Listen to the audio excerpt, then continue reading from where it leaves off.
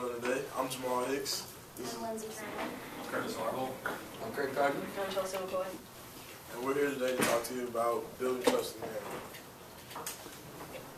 Alright, so when you guys came here, the two questions that you asked us to do were to get how to establish trust between the customer and the seller or Manheim.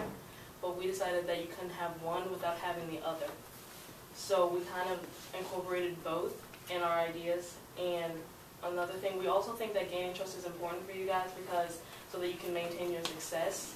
So that people will have the incentive to use your website in the first place because they're not going to use it if they don't trust you.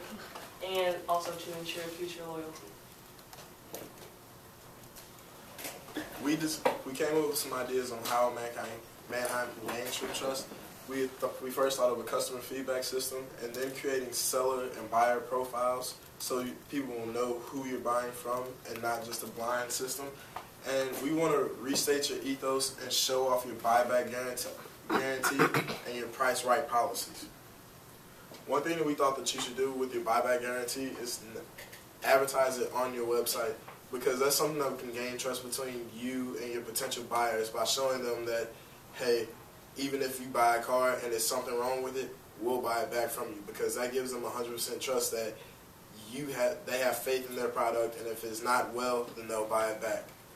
And we thought that you should advertise it in some way on your home screen, whether it be in a little banner or just take a little section out just for it. And one thing that we also thought you should do is show off that you're a trusted organization and you've been around for 67 years or 60 years, and just show people that you've been doing this for a long time. People will enjoy your business and you're a trusted organization now. With the customer feedback, what that is a process of just getting feedback from the people that have bought your products. And what we're thinking is that the customer, once they've made a purchase or done a transaction, they'll receive an email from Manheim asking them to rate their experience, and then once they receive their product, to go back and list their satisfaction, what they got, was anything wrong with it that wasn't listed, what was their relationship like with the buyer, their experience, how well they liked it, and it will kind of just give future buyers for that seller just some information about their sale history and just give them a little more overall credibility in the future. So how do you see, can I ask questions? Mm-hmm. So how do you see that? Do you see that like on Amazon or like on iTunes where somebody would rate something? Is that how you see that in reviews? Yes. I'll give an example of that. This is actually an article about online feedback and how it influences consumer purchasing. Alright, so basically we take that information that we get from the customer feedback on the email and we turn it into a seller profile where the person who's selling the car, either the bank, the dealer, the rental car company, they have a profile like this, and this is sort of like a mock-up that we made. It will show who they are, and then it'll have like their ratings there, like a positive, neutral, or negative. And then we can also do stars that shows how people how the product arrived, and then people can also comment on how their experience was with buying that product. Alright, why all this is important, obviously, without trust, you can't run a company.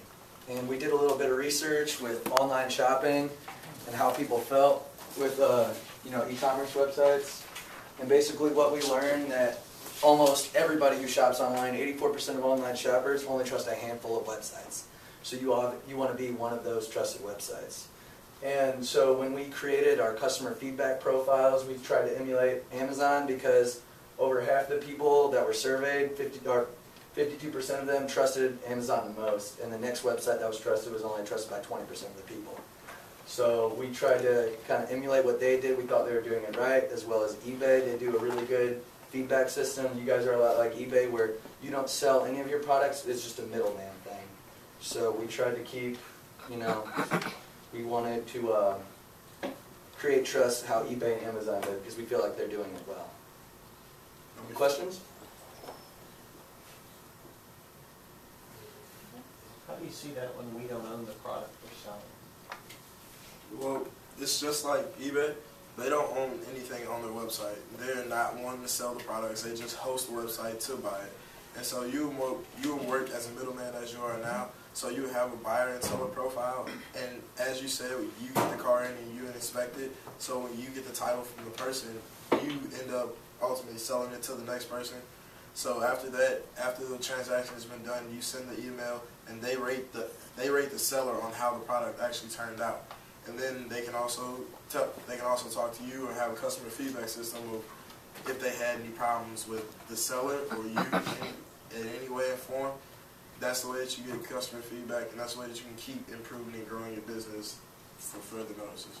So your rating system would be predicated on our product, which would be, in this instance, the automobile, but also the experience of purchasing via our tool.